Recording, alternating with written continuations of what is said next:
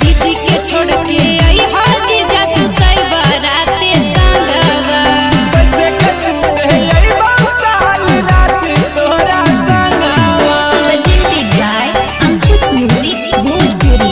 जीजा सुतई बराते संगवा रात तोरा संगवा।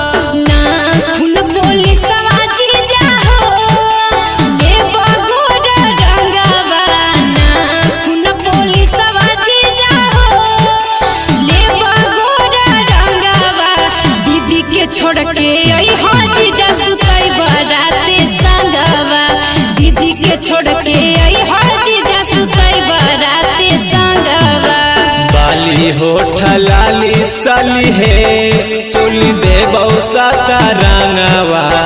बाली होठ लाली साली है चोली देबौ साता रंगवा। दीदी के छोड़ के अइबौ साली सुतबौ तोरा संगवा। दीदी के छोड़ के अइबौ साली सुतबौ तोरा संगवा। दीदी के छोड़ के आई हाजी जा सुतई बराते संगवा दीदी के छोड़ के अइबौ साली सुतबौ तोरा संगवा।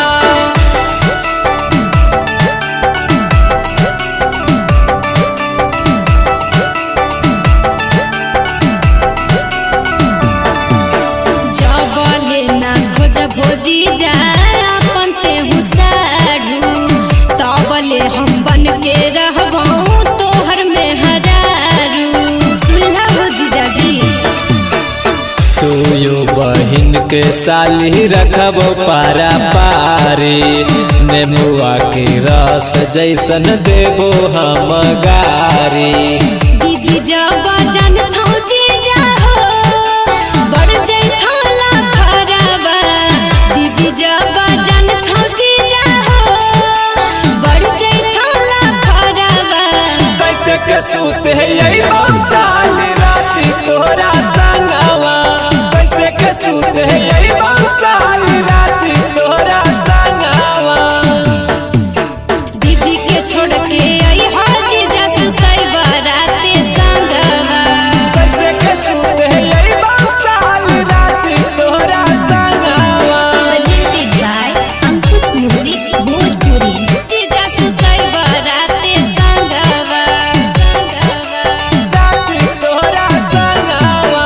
जीजा के साली में रहे आधा हक जी दीदी नहीं करते जीजा हमारा पसक जी समझ में आई ना हो जीजा जी जैबे ससुरारी साली रखी हम मामला सेट हो। भैरो ऐसन जीजा तोरा खोजे में लगतौ लेट हो।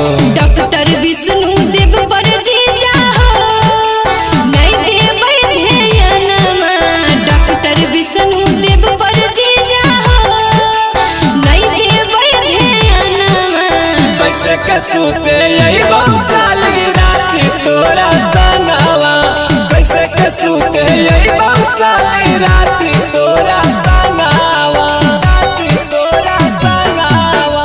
ना खून पुलिस जीजा हो ले बगोर रंगवा ना खून पुलिस जीजा हो ले बगोर रंगवा दीदी के छोड़ के आई हाजी जा सुतई बराते संगवा दीदी के छोड़ के आई हाजी जा सुतई बराते